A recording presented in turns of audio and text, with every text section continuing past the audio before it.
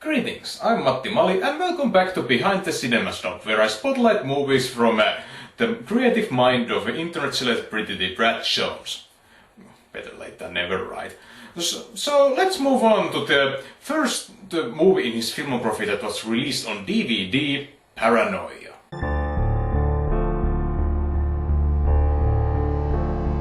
The other thing this movie from 2011 is being first at is that Mr. Jones wrote it but didn't direct. His friend, the regular producer Ryan Mitchell, who has been an assistant in such TV series as Flash Gordon and Leverage, asked Mr. Jones for a script for his directorial debut, so Paranoia was given to him. This is also the first script Brad Jones has ever written, back when he was only 16 years old. So let's see how this relic has been polished to today's audience. We begin with the Jones-played protagonist Mark Bishop and his Sarah Lewis-played wife Marissa, who are closing to the end of their relationship. At some point over the last 5 years it had to be good, wasn't it? I never said it wasn't. You never said anything. You're always locked away, writing. I'm trying to make a career. You never wrote a fucking thing. In the 5 years since we've met, you never finished anything. I took a second job to cover bills, to pay for this house. I put aside things I wanted. Things I wanted more than anything in the world. I put them aside because I was supporting you. Thus he lives his life and he dwells in self-pity while news tell about a serial killer on loose. And soon after that a suspicious stranger played by Brian Irving arrives. And collapses. Pleasure to meet you, Carl Stowers.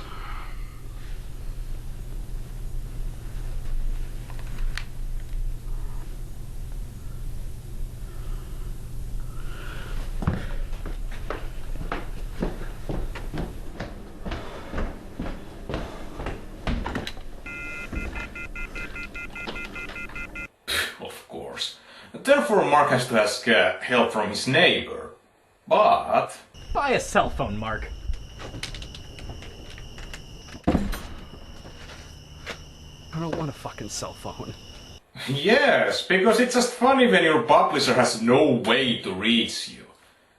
Seriously, the only point of this scene was to establish why this movie isn't over in less than 10 minutes. Things get more intense though when Carl goes to hide in Mark's bathroom and acts a little too suspicious. Not really Why, Mark Bishop?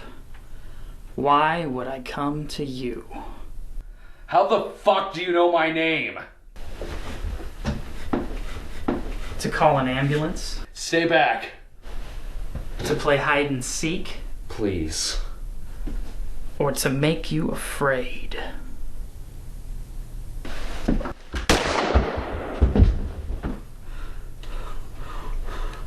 A dead body tends to be a big problem, so Mark goes to get rid of it. On the way, he runs into lots of mundane, uninteresting events with the same kind of mundane, uninteresting word exchanges. Oh my god, the padding in this movie! The writer's cut, which by the way can be seen free in the writer's website, is about 10 minutes shorter, but you can bet it has hardly any effect on the pacing. Surely these uneventful scenes add to nightmare's hypnotic atmosphere, but quickly I wish that something interesting would happen. Every time there's a salacious story in the news, people get worried, even paranoid. It's part of what makes us human. Then I guess I'm the most human person in this town. Yes, but at the same time, most of us are just cold-hearted bastards. Okay, having a philosophical conversation with a mysterious stranger in a public bathroom is a step towards right direction, but little bit more, please? Let's at this point talk about the music, which was done by Channel Awesome chord composer Michael Scicciano. It is refreshing to hear something unique after so many copyrighted songs, but there are a couple of instances where a recognizable tune takes me out of the movie. I'm not sure have I heard the currently playing music before, but I do recognize this. Am I? That's from the custom selection of editing program Final Cut Pro, and it plays at least in 5 different parts. Because of this and the repetition of some of the themes, the soundtrack feels lazy, but it does fit to the atmosphere when it works. At least it hits the target more often than the writer's cut's copyrighted soundtrack. After wandering around the city for no well-explained reason, Mark gets into a restaurant where he runs into Claire the waitress, played by Jillian Zuravsky, who wants to know more about our protagonist. You want to know about me? That's part of coming to a restaurant at this hour. You have to socialize with the waitress. Okay, fair enough. My name's Mark Bishop. It's just been a really hectic night. Least of all, my wife left me. It wasn't really a mutual agreement. Can't say I blame her, though. She just got tired of waiting for me. I'm actually an attempted writer, if you can believe that. I try to write books and short stories, and it never works out for me either way. It even comes to points where I begin to isolate myself from the outside world so I can be alone with my thoughts or clear my mind, so to speak. I never really noticed it.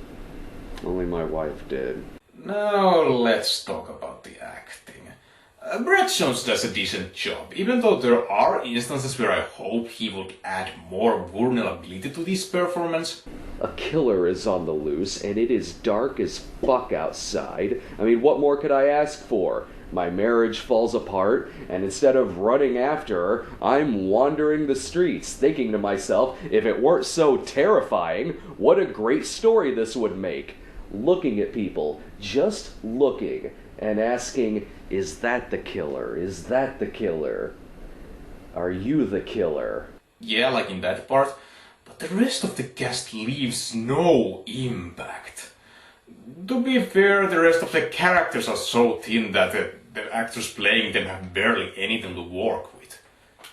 Well, maybe but Brian Irving wasn't the best choice for this role. He does it way too low-key.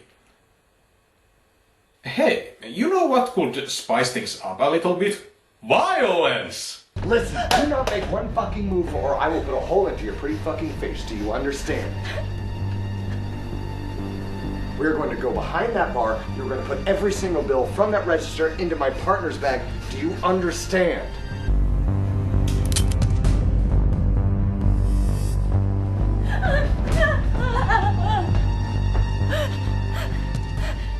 I'll kill the girl. I just met her.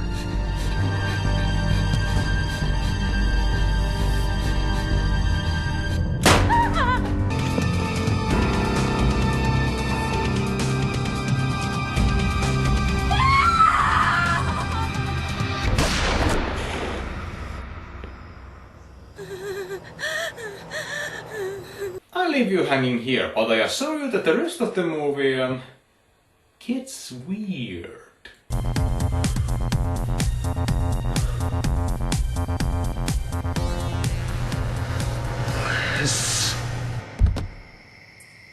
Like David Lynch's Lightyear, and these 20 minutes are the best part of the movie. They're intense, uneasy, and hazy.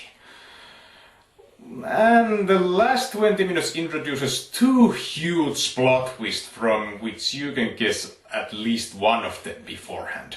Personally, I guessed the second twist, but not the first, and that was only because the movie lied to me about it. While Paranoia is better than either Freakout or Cheap, it's still in the bottom half of Mr. Jones's filmography. Aside some hiccups in sound recording, the technical aspects are in condition. Cinematography and lighting construct the mood nicely, and the music fits for the most of the time. But story-wise, Paranoia is aimless, padded, and pretentious. While the main character is fleshed out enough to make his down spiral into madness intriguing, the rest of them are hollow servants of the plot and symbolism. So should you buy it? Not really. If you want intense mind screen, just pick up Mulholland Drive. Although you should pick up the last entry in this review miniseries, the Cinema Snob movie. I'll get to that in summer. Until my next video, thanks for your time.